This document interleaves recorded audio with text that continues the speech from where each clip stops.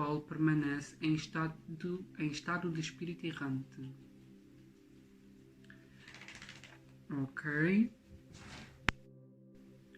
Tendo o espírito que passar por muitas encarnações, segue-se que todos nós temos tido muitas existências e que teremos ainda outras, mais ou menos aperfeiçoadas, quer na Terra, quer em outros mundos.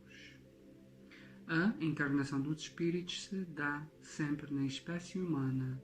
Seria erro acreditar-se que a alma ou o espírito possa encarnar no corpo de um animal.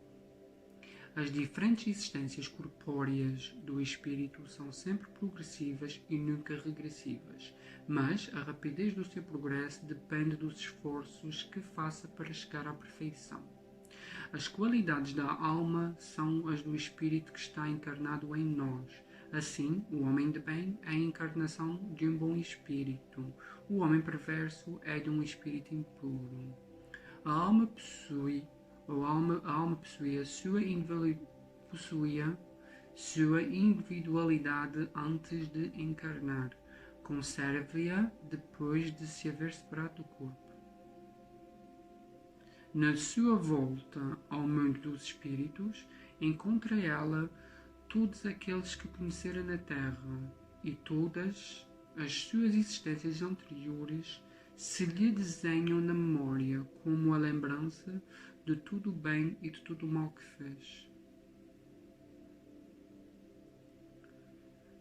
Depois temos aqui uma nota, diz: há entre esta doutrina da reencarnação e da metempsicose, como a admitam certas seitas, uma diferença característica que é explicada no curso da presente obra. É só um parênteses que tem aqui, ok?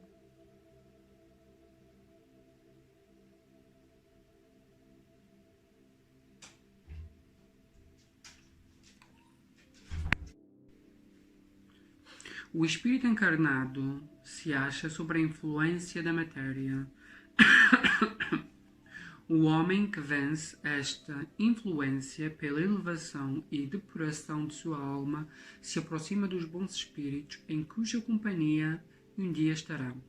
Aquele que se deixa dominar pelas más paixões e põe todas as suas alegrias na satisfação dos apetites grosseiros se aproxima dos espíritos impuros, dando preponderância à sua natureza animal.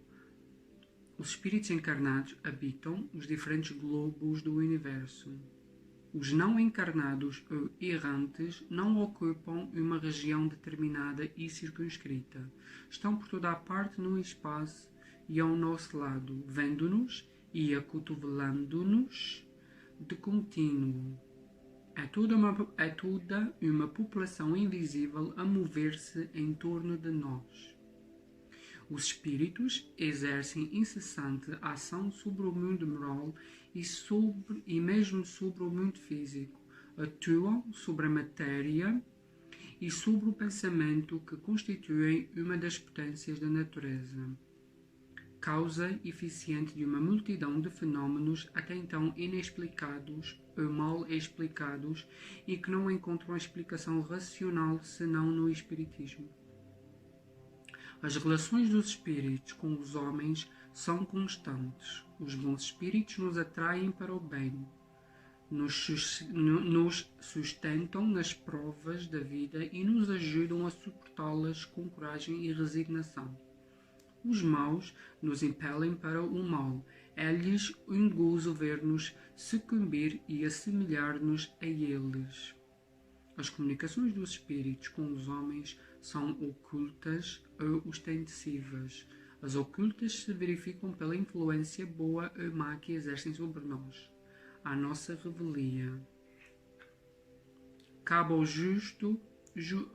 nosso juízo discernir as boas das más inspirações. As comunicações ostensivas se dão por meio da escrita, da palavra ou de outras manifestações materiais, quase sempre pelos médios que lhes servem de instrumento. Os espíritos se manifestam espontaneamente ou mediante evocação.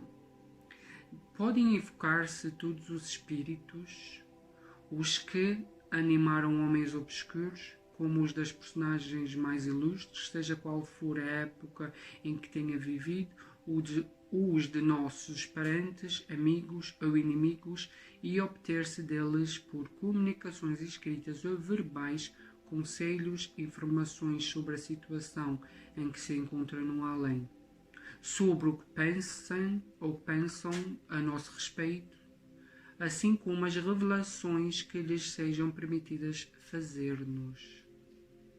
Os espíritos são atraídos na razão da simpatia que lhes inspira a natureza moral do meio que os invoca.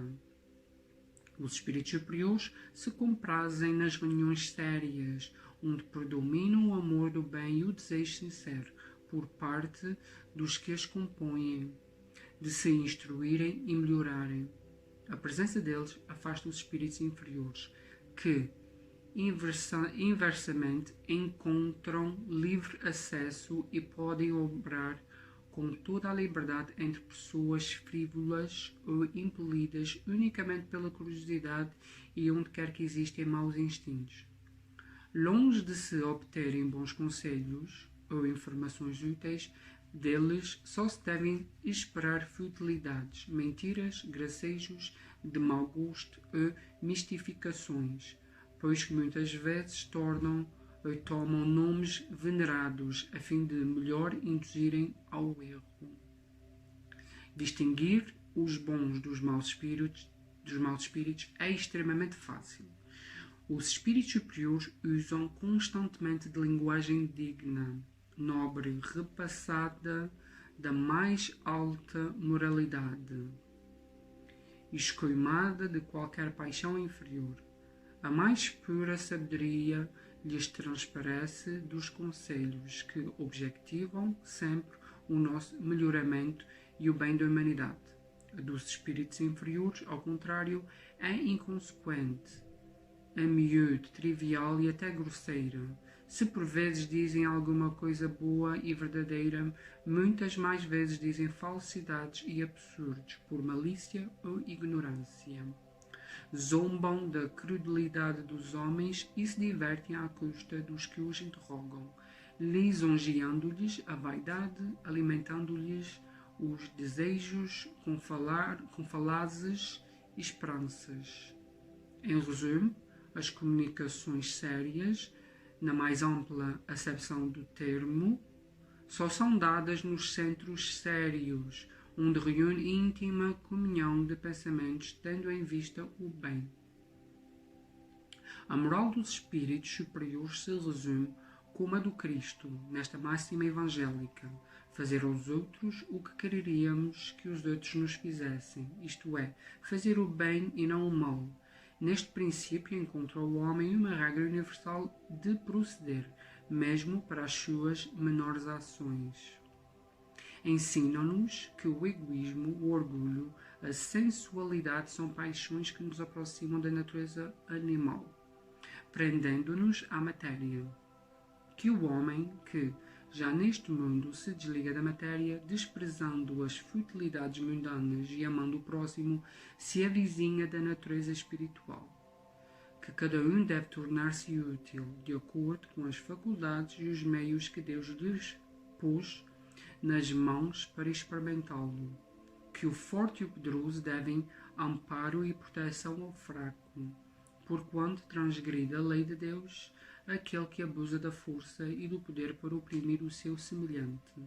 Ensinam, finalmente, que no mundo dos espíritos, nada podendo estar oculto, o hipócrita será desmascarado e patenteadas todas as suas torpezas, que a presença inevitável e de todos os instantes daqueles para com quem houvemos procedido mal constitui um dos castigos que nos estão reservados, que ao estado de inferioridade e superioridade dos espíritos correspondem penas e gozos desconhecidos na terra.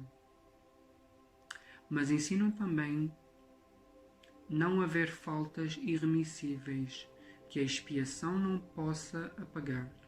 Meio de consegui-lo encontra o homem nas diferentes existências que lhe permitem avançar, conformemente aos seus desejos e esforços, na senda do progresso para a perfeição, que é o seu destino final. Este o resumo da doutrina espírita, como resulta dos ensinamentos dados pelos espíritos superiores.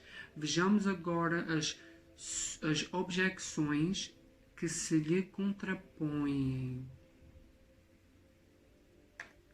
7. Para muita gente, a oposição das corporações científicas constitui, se não uma prova, pelo menos forte presunção contra o que quer que seja.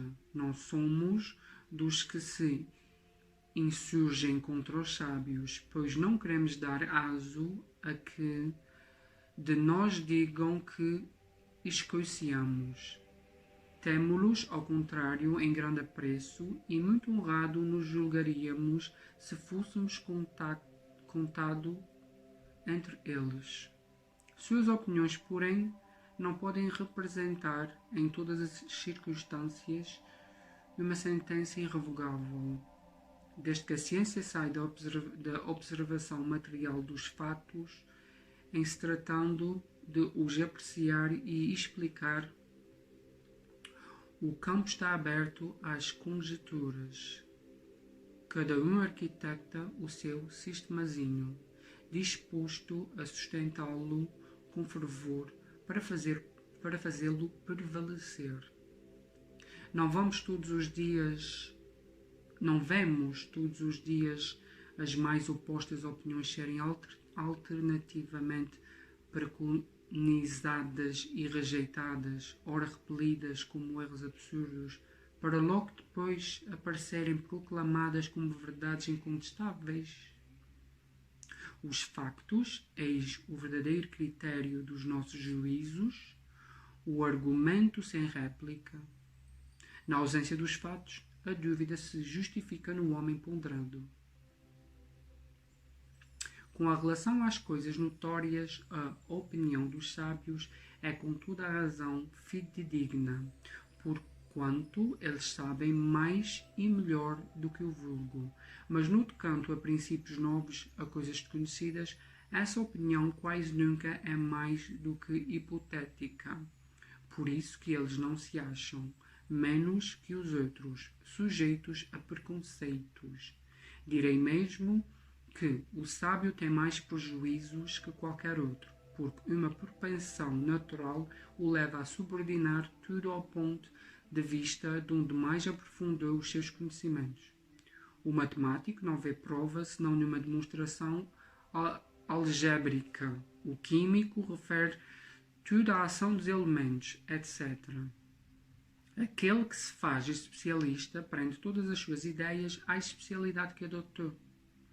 Tirai-o daí e o vereis quase sempre desarrazoar, por querer submeter tudo ao mesmo cadinho, consequência da fraqueza humana.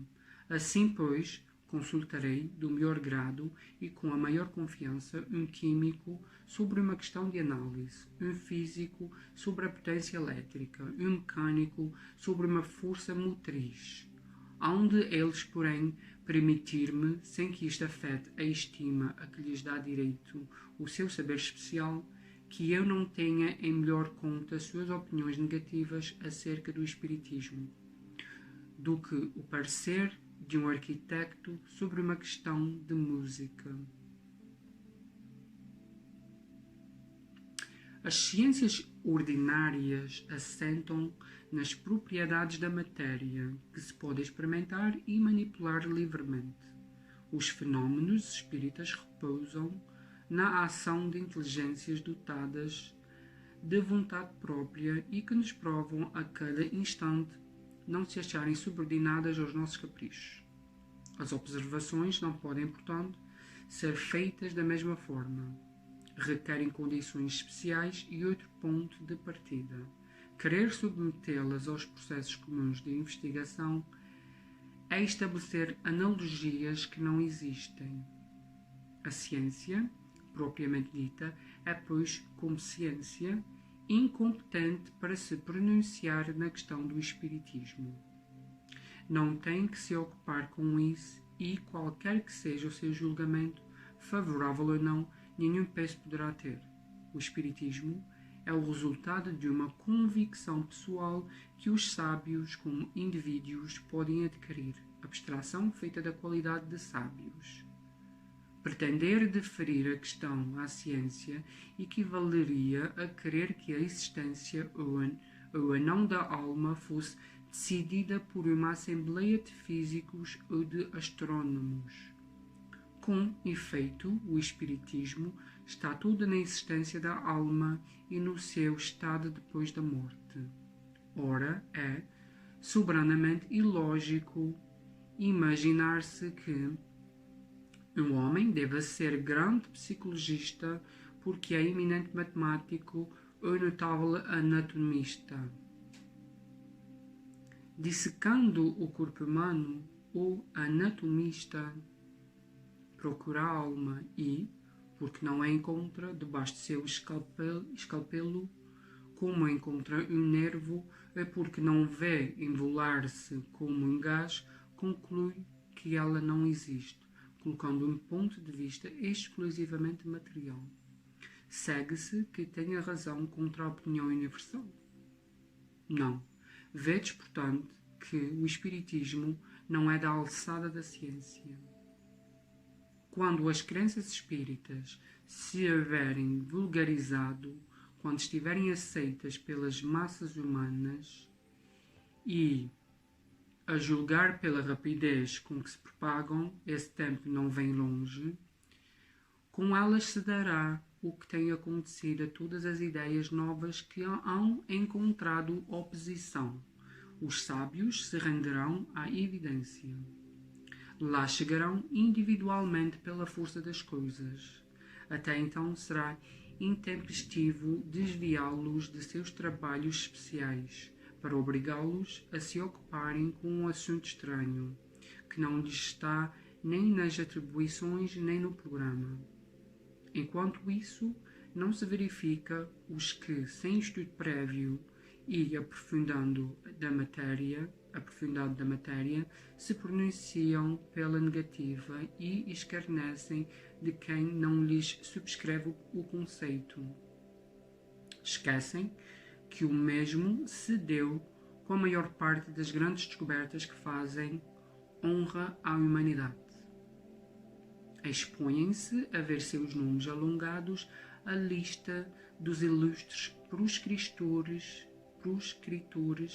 das ideias novas e inscritos a par dos membros da douta Assembleia que, em 1752, acolheu com retumbante gargalhada a memória de Franklin sobre os para-raios, julgando-a indigna de figurar entre as comunicações que lhe eram dirigidas e daquela outra que ocasionou perder à França as vantagens da iniciativa da marinha a vapor, declarando o sistema de Fulton um sonho irrealizável.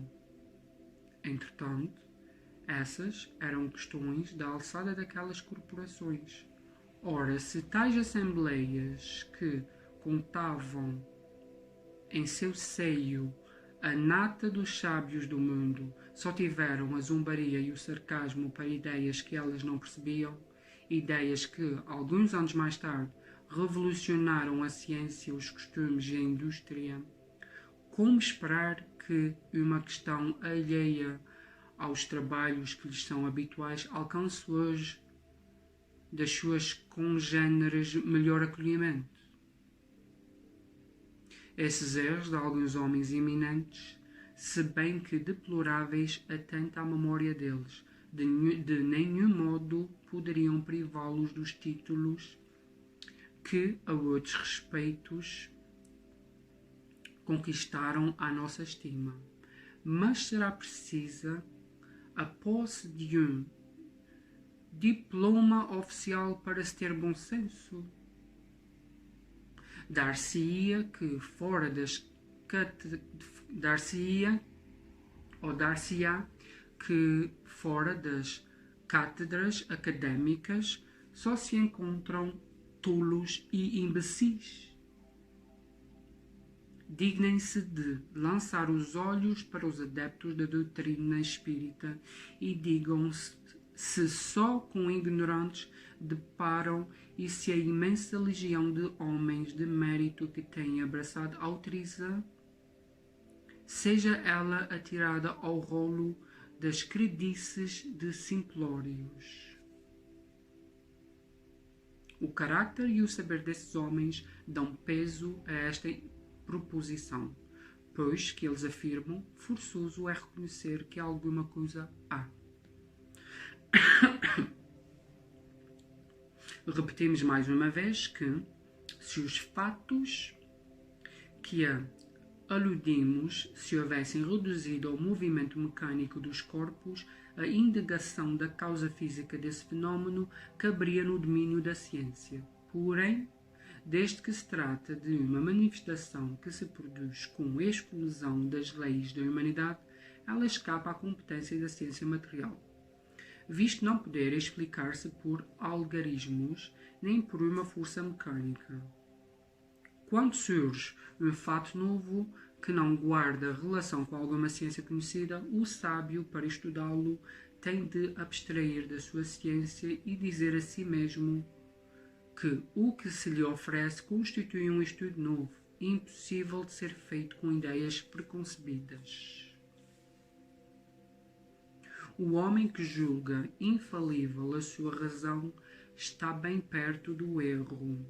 Mesmo aqueles cujas ideias são as mais falsas se apoiam na sua própria razão e é por isso que rejeitam tudo o que lhes parece impossível.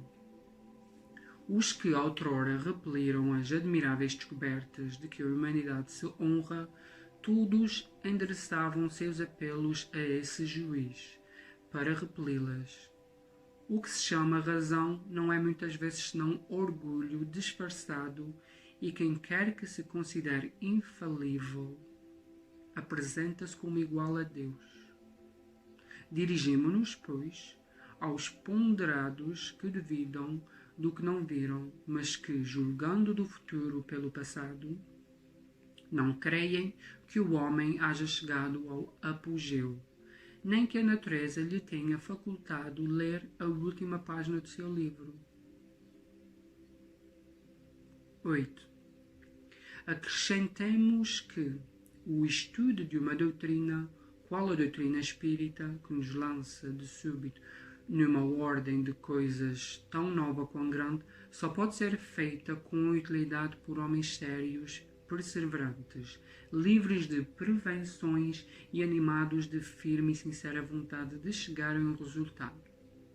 Não sabemos como dar a esses qualificativos aos que julgam a priori, levianamente, sem tudo ter visto, que não imprimem a seus estudos a continuidade, a regularidade e o reconhecimento indispensáveis.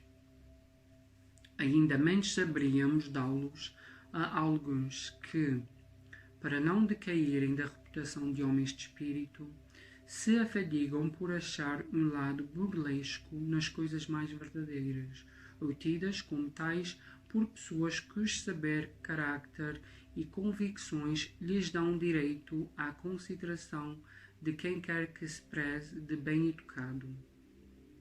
Abstenham-se, portanto, os que entendem não serem dignos de sua atenção os factos. Ninguém pensa em lhes violentar a crença. Concordem, pois, em respeitar a dos outros.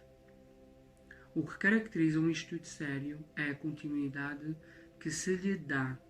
Será de admirar que muitas vezes não se obtenha nenhuma resposta sensata a questões de si mesmas graves, quando propostas ao acaso e à queima-roupa em meio de uma aluvião de outras extravagantes. Demais, sucede frequentemente que, por complexa uma questão para ser elucidada, exige a solução de outras preliminares ou complementares. Quem deseja ou quem deseja tornar-se versado numa ciência tem que estudar metodicamente, começando pelo princípio e acompanhando o encadeamento e o desenvolvimento das ideias. Que adiantará àquele que, ao acaso, dirigir a um sábio perguntas acerca de uma ciência cujas primeiras palavras ignore? Poderá o próprio sábio, por maior que seja a sua boa vontade, dar-lhe resposta satisfatória? A resposta isolada que der será forçosamente incompleta e quase sempre, por isso mesmo, ininteligível, parecerá absurda e contraditória. O mesmo ocorre em nossas relações com os espíritos.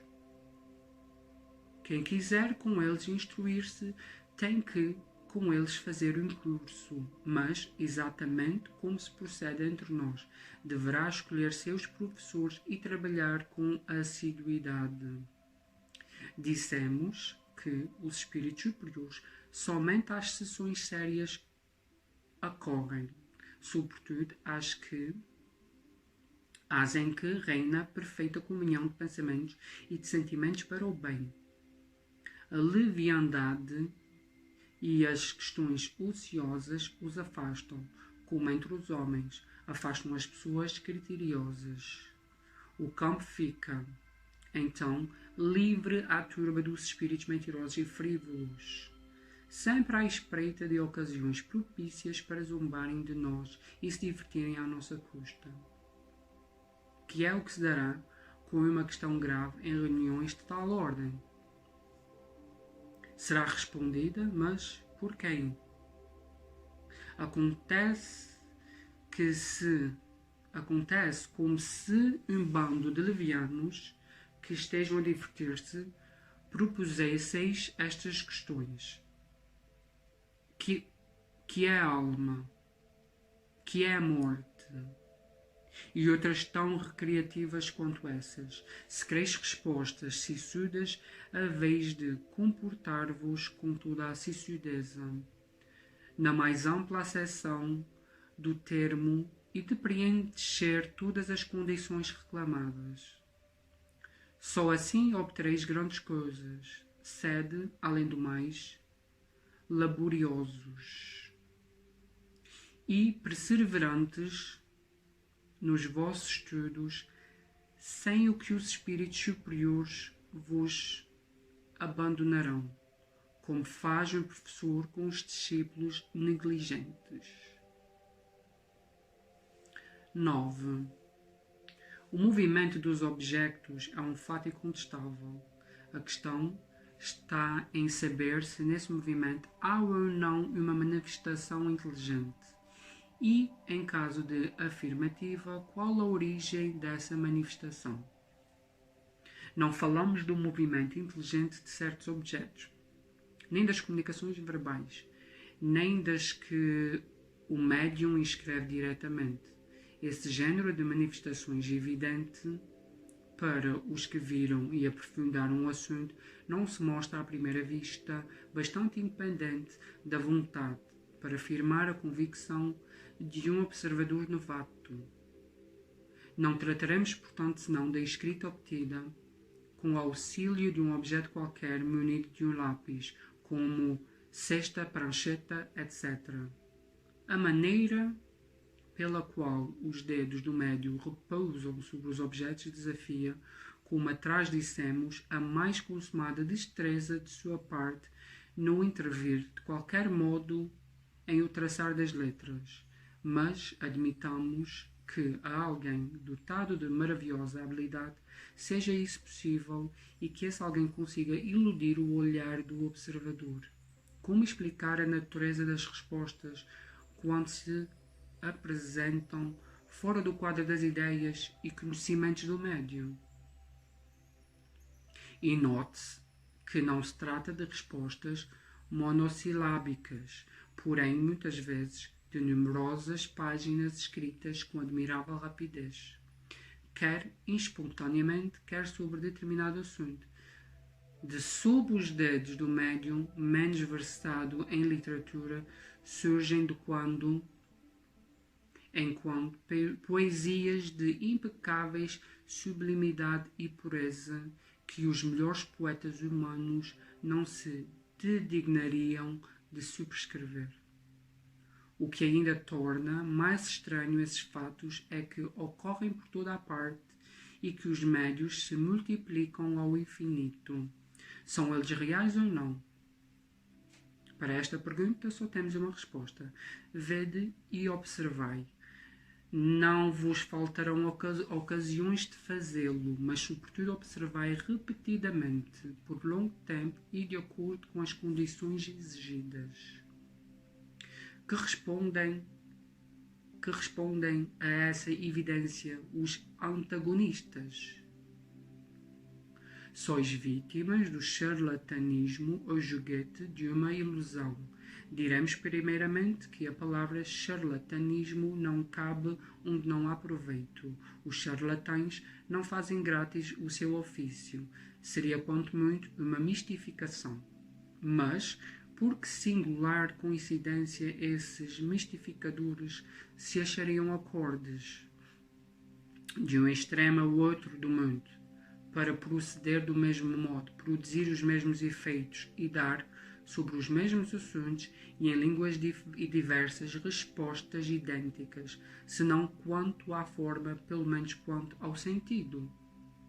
Como compreender-se que pessoas austeras, honradas, instruídas, se prestassem a tais manejos? E com que fim? Como achar em crianças a paciência e a habilidade necessárias de tais resultados? Porque, se os médios não são instrumentos passivos indispensáveis, se lhes fazem habilidade e conhecimentos incompatíveis com a idade infantil e com certas posições sociais.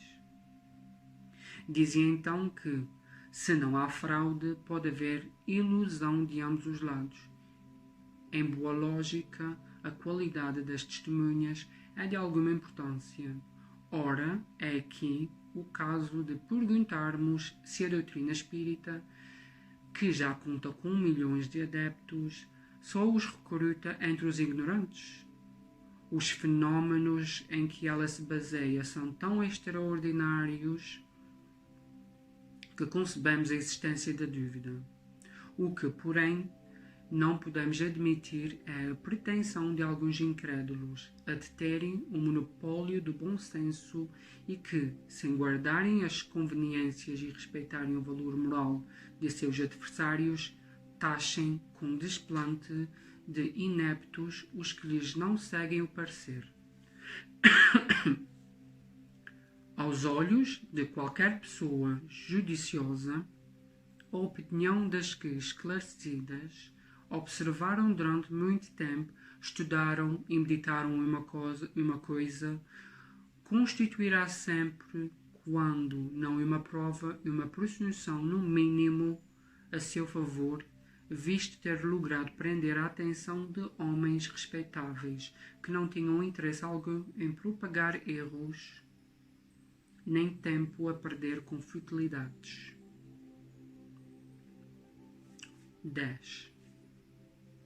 Entre as objeções, algumas há das mais especiosas, ao menos na aparência, porque tiradas da observação e feitas por pessoas respeitáveis. A uma delas serve de base a linguagem de certos espíritos, que não parece digna da elevação atribuída a seres sobrenaturais. Quem se reportar ao resumo da doutrina acima apresentado, verá que os próprios espíritos nos ensinam não a haver entre eles igualdade de conhecimento nem de qualidades morais, e que não se deve tomar ao pé da letra tudo quanto dizem. Às pessoas sensatas incumbe separar o bom do mau. Indubitavelmente, os que desse fato deduzem que só se comunicam conosco seres malfazejos, cuja única ocupação consiste em nos mistificar. Não conhecem as comunicações que se recebem nas reuniões onde só se manifestam espíritos superiores. Do contrário, assim não pensariam. É de lamentar que o acaso os tenha servido tão mal que apenas lhes haja mostrado o lado mau do mundo espírita, pois nos repugna supor que uma tendência simpática atraia para eles, em vez dos bons espíritos, os maus, os mentirosos, ou aqueles cuja linguagem é de revoltante grosseria. Poder-se-ia, quando muito, deduzir daí que a solidez dos princípios dessas pessoas não é bastante forte para preservá-las do mal e que, achando certo prazer em lhes satisfazerem a curiosidade, os maus espíritos disso se aproveitam para se aproximarem delas, enquanto os bons se afastam. Julgar a questão dos espíritos por esses fatos seria tão pouco lógico, quanto julgar o carácter de um povo pelo que se diz e faz numa reunião de desatinados ou de gente de má nota, com os quais não entretém relações as pessoas circunspectas nem as sensatas. Os que assim julgam se colocam na situação do estrangeiro que, chegando a uma grande capital, pelo mais abjecto de seus arrabaldes, julgasse de todos os habitantes pelos costumes e linguagem desse bairro infirmo. No mundo dos espíritos também há uma sociedade boa e uma sociedade má. Dignem-se os que daquele modo se pronunciam de estudar o que se passa entre os espíritos de escola e se convencerão de que a cidade celeste não contém apenas a escória popular. Perguntam eles: os espíritos de escola descem até nós? Responderemos: não fiqueis no subúrbio, vede, observai e julgareis. Os fatos aí estão para todo o mundo, a menos que lhes sejam aplicáveis essas palavras de Jesus: têm olhos e não veem, têm ouvidos e não ouvem. Como variante dessa opinião, temos a dos que não veem nas comunicações espíritas e em todos os fatos materiais a que elas dão lugar, mais do que a intervenção de uma potência diabólica. Novo Proteu que revestiria todas as formas para melhor nos enganar. Não a julgamos suscetível de exame sério, por isso não nos demoramos em considerá-la. Aliás, ela está refutada pelo que acabamos de dizer. Acrescentaremos tão somente que, se assim fosse, forçoso seria convir que o diabo às vezes bastante criterioso e ponderado, sobretudo muito moral, ou então em que também há bons diabos. Efetivamente, como acreditar que Deus só ao espírito do mal permita que se manifeste, para perder-nos sem nos dar por contrapeso os conselhos dos bons espíritos? Se ele não pode fazer, não é omnipotente. Se pode e não o faz, desmente a sua bondade. Ambas as suposições seriam blasfemas.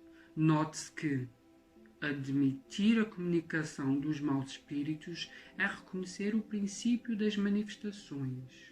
Ora, se elas se dão, não pode deixar de ser com a permissão de Deus. Como então se há de acreditar sem impiedade que ele só permite o mal com a exclusão de bem? Semelhante doutrina é contrária às mais simples noções do bom senso e da religião.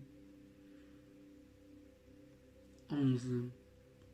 Esquisito é, acrescentam, que só se fala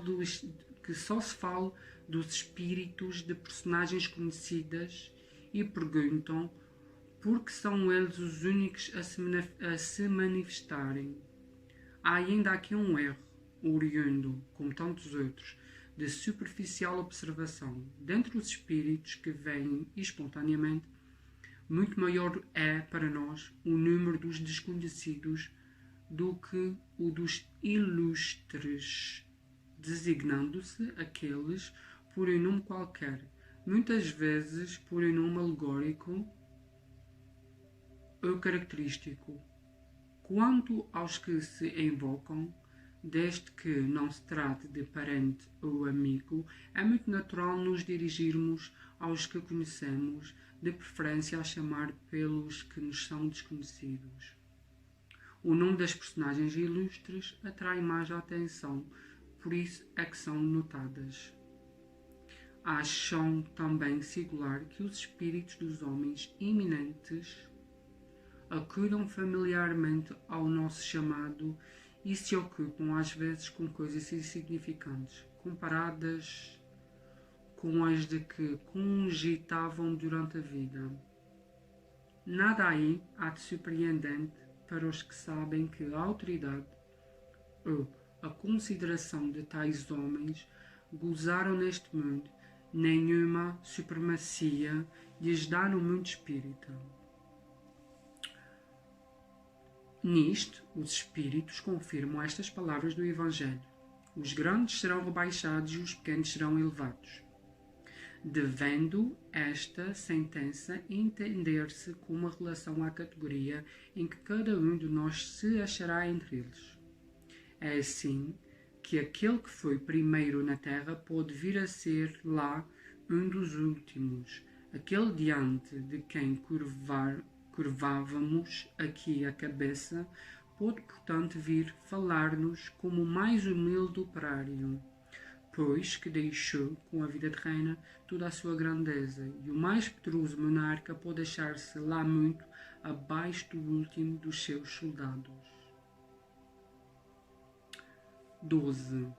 Um fato demonstrado pela observação e confirmado pelos próprios espíritos é o de que os espíritos inferiores muitas vezes usurpam nomes conhecidos e respeitados.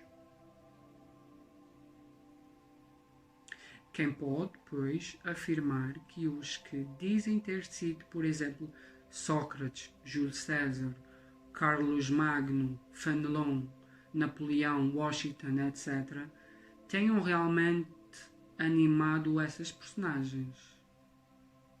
Esta dúvida existe mesmo entre alguns adeptos fervorosos da doutrina espírita, os quais admitem a intervenção e a manifestação dos espíritos, mas inquirem como se lhes pode comprovar a identidade.